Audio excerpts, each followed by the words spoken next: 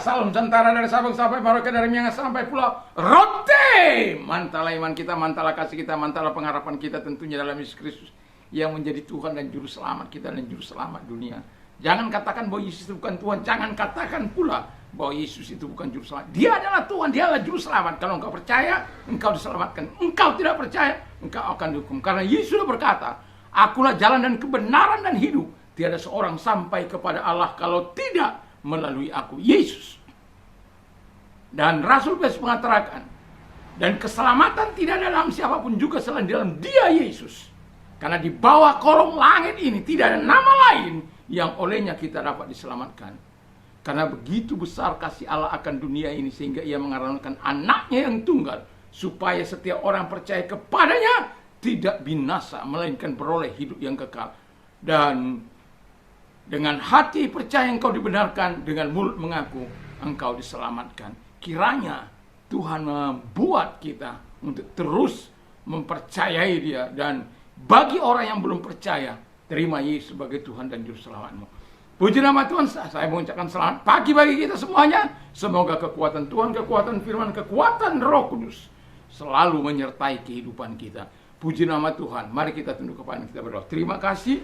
Injil itu adalah kekuatan bagi kami. Dan firman-Mu, Injil yang benar itu, true gospel, adalah kekuatan bagi setiap kami orang-orang percaya. Haleluya. Amin. Saya akan membacakan dalam Galatia 1 ayat 12, 11 dan 12. Sebab aku menegaskan kepadamu, saudara-saudaraku, bahwa Injil yang kuberitakan itu bukan Injil manusia. Karena aku bukan menerimanya dari manusia, dan bukan manusia mengajarkan kepadaku, tapi aku menerimanya oleh penyataan Yesus Kristus. Haleluya. Puji nama Tuhan. Jadi tema kita adalah true gospel. Jadi dari pembacaan ini kita bisa melihat bahwa Injil yang benar itu mengajarkan tentang Allah adalah sumber kabar baik. Ya, jadi Allah itu yang menjadi sumber kabar baik itu. Dia kabar baiknya adalah engkau diselamatkan. Kabar baiknya engkau ditebus. Kabar baiknya engkau memperoleh hidup yang kekal. Kabar baiknya kalau engkau percaya dan melakukan kehendak Allah, engkau diselamatkan. Haleluya. Dan mendapatkan kehidupan yang kekal. Dan itu sebabnya percaya kepada Injil Yesus Kristus, supaya engkau mendapatkan kehidupan yang kekal. Karena sumber ini adalah dari Allah sendiri. Walaupun disampaikannya melalui para rasul-rasul Tuhan. Tapi kita harus percaya bahwa Injil yang mengatakan kepada kita bahwa kita diselamatkan oleh karena Tuhan. Karena Injil berkata demikian. Engkau ditebus, engkau diselamatkan, karena Injil yang mengatakan demikian. Jadi kalau engkau menerima Yesus dalam hatimu, percaya dalam hatimu, engkau akan dibenarkan oleh Tuhan. Puji nama Tuhan. Yang kedua, kata firman Allah adalah bahwa Allah mengasihi kita dan Yesus mati bagi kita. Haleluya. Allah itu memang kasih, ya. Karena begitu besar kasih Allah akan dunia ini sehingga Ia mengaruniakan anaknya yang tunggal, supaya setiap orang yang percaya kepadanya tidak binasa, melainkan beroleh hidup yang kekal. Dan Paulus mengatakan dalam Galatia 2 ayat 20, namun aku hidup, tapi bukan lagi aku sendiri yang hidup, melainkan Kristus yang hidup di dalam aku. Dan hidupku yang kuhidupi sekarang di dalam daging adalah hidup oleh iman dalam anak Allah. Wow. Yang telah mengasihi aku dan menyerahkan dirinya untuk aku. Aku tidak menolak kasih karunia Allah, sebab sekiranya ada kebenaran oleh hukum Taurat, maka sia-sialah kematian Kristus. Jadi Allah mengasihi kita sebagaimana dalam kisah dalam Yohanes 3 ayat 16 tadi. Dan kemudian bagaimana Paulus mengalami transformasi dari Tuhan, sehingga dia mendapatkan kehidupan yang luar biasa, menjadi pemenang dan juga sekaligus pemberita Injil yang hebat. Oleh karena apa? Ada terobosan Yesus bagi dia. Ketika dia menerima Yesus, Yesus mentransformasi hidupnya yang tadinya dia jahat, berubah menjadi baik dan melakukan apa yang dikehendaki Allah, bukan apa yang dilarang oleh Allah. Dia bukan pemberontak, dia bukan lagi pembunuh, tapi dia adalah orang yang mengasihi Allah, mengasihi Yesus dalam hidupnya. Karena Roh Kudus terus berada dalam hidupnya untuk memimpin dia menjadi alat di tangan Tuhan. Karena apa? Injil yang mengatakan Allah mengasihi engkau dan Yesus mati bagimu. Dan ketika dia mati bagimu, bagi pelanggaranmu, bagi dosa-dosamu, artinya bahwa engkau dibebaskan. Karena apa? Allah sangat mengasihi engkau. Itu sebabnya dia kasih kau Yesus Kristus. Dia kasih anaknya itu. Ya. Wah, luar biasa Yesus itu. Puji nama Tuhan. Dan itu sebabnya saya bersyukur kalau saya bisa menerima Yesus sebagai Tuhan dan Juru Selamat. Itu karena dia, bukan karena kehebatan, bukan karena kebaikan saya, bukan pula karena saya berjenggot.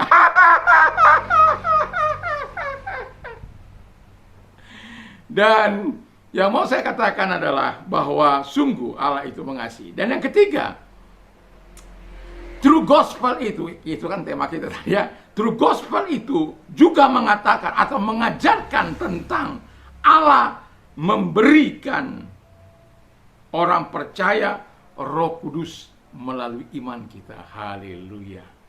Jadi Bapa, Anak, dan Roh Kudus menurut Injil dia bersedia tinggal dalam kehidupan kita ketika kita mau menerima Yesus sebagai Tuhan dan Juru Selamat dalam kehidupan kita.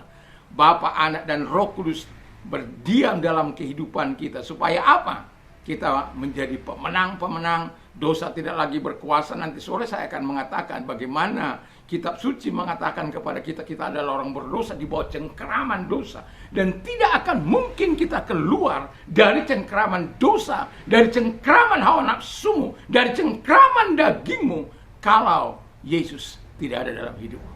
Dan itu sebabnya saya mengatakan, kalau engkau menerima Roh Kudus, itu karena Bapa sangat mengasihi engkau. Melalui Yesus Kristus dia kasih engkau Roh Kudus supaya kita mampu terus berkemenangan di dalam kehidupan ini. Kita sadar kekuatan kita tidak seberapa, tapi kalau kita bersama dengan Tuhan, kita yakin dan percaya kita akan dapat mengalahkan kuasa kegelapan, kita dapat mengalahkan, menghancurkan pekerjaan si iblis. Itu sebabnya percayalah Injil sejati itu. Injil yang benar itu hanya ada di dalam Yesus Kristus. Tidak ada Injil yang boleh kita terima karena ada banyak Injil-Injil yang dibuat orang.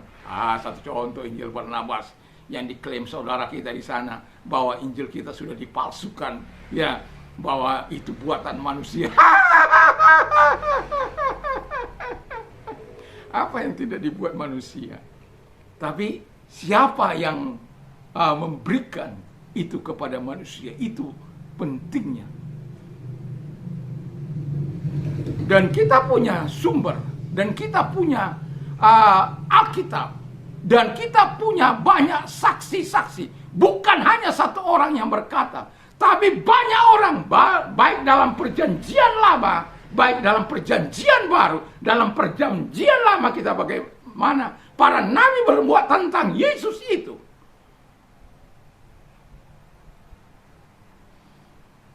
Dan di dalam perjanjian baru kita menikmati penggenapan yang Tuhan lakukan. Jadi jangan ragu untuk menerima Yesus sebagai Tuhan dan Juru Selamatmu. Jangan pernah ragu untuk menerima Injil Yesus Kristus dalam hidupmu. Jangan pernah ragu. Saya mau baca dulu Roma 1 ya. Roma 1 ini. Ayat yang ke-16, demikian bunyi firman Allah. Oh, susah juga. Karena ini baru ini. Demikian bunyi firman Allah. Roma 1 ayat 16. Sebab aku mempunyai keyakinan yang kokoh dalam Injil. Karena Injil adalah kekuatan Allah yang menyelamatkan setiap orang yang percaya. Pertama-tama orang Yahudi, tapi juga orang Yunani. Sebab di dalamnya nyata kebenaran Allah. Sebab di dalamnya nyata kebenaran Allah yang bertolak dari iman dan memimpin kepada iman, seperti ada tertulis, orang benar hidup oleh iman. Haleluya. Semoga kita adalah orang-orang yang menerima Injil yang benar, sehingga kekuatan Allah terus menyertai, kekuatan Yesus, kekuatan Roh Kudus terus menyertai kita dalam perjalanan kehidupan ini, sampai kita bertemu muka dengan Dia. Dan hanya ada satu jalan, yaitu Yesus Kristus. Kalau engkau mau sampai ke sana, hanya ada satu jalan. Only Jesus. Jesus is alive. Only Jesus. Haleluya. Jadi terima Injil yang benar itu. Injil di dalam Yesus Kristus, yang adalah kekuatan Allah yang mampu menyelamatkan engkau. Mari kita tunduk kepala, kita berdoa. Terima kasih Tuhan. Biarkan kiranya kami percaya terhadap true gospel itu, sehingga kabar baik itu, kabar baiknya kami dibebaskan dari dosa, kabar baiknya kami terlepas dari segala keinginan, oleh karena kami memiliki sumber yang sejati, yaitu Allah sendiri.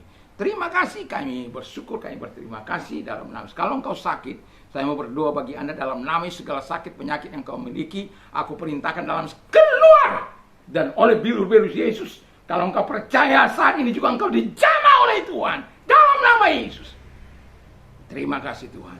Engkau mau membebaskan mereka, menolong mereka. Kalau engkau orang yang sedang mengalami dalam kesulitan dalam hidupmu, Yesus adalah jawaban. Kalau engkau mengenal dan mengasihi kata Yesus, ketika engkau berdoa, Tuhan menjawab. Dan ketika engkau mengalami persoalan di mana Tuhan belum menjawab, tapi Tuhan menyertai engkau, baca itu dalam Mazmur 91 ayat yang ke-14 dan sampai yang ke-16, maka engkau akan melihat cahaya dari Tuhan, kekuatan dari Tuhan akan kau nikmati. Kalau engkau orangnya, mari angkat kedua belah tanganmu, kita berdoa. Terima kasih Tuhan, karena ada janji-Mu, tempat di mana kami berpegang akan kebenaran firman-Mu. Dan karena firman-Mu itu kami percaya, karena firman-Mu itu kami berdoa, karena janji-Mu itu kami berdoa kepada-Mu. Terima kasih Tuhan buat pertolongan-Mu, karena Engkau mengatakan kalau kami datang, Engkau membebaskan kami, Engkau memberikan kelegaan, Engkau menolong kami, dan kami datang dan Engkau melakukan apa yang sesuai dengan firman-Mu. Terima kasih, kami bersyukur dalam nama Yesus. Haleluya. Amin. Kiranya pagi ini kekuatan Tuhan, kekuatan Kristus, kekuatan Roh Kudus akan terus menyertai kita dalam menjalani kehidupan ini. Mantap!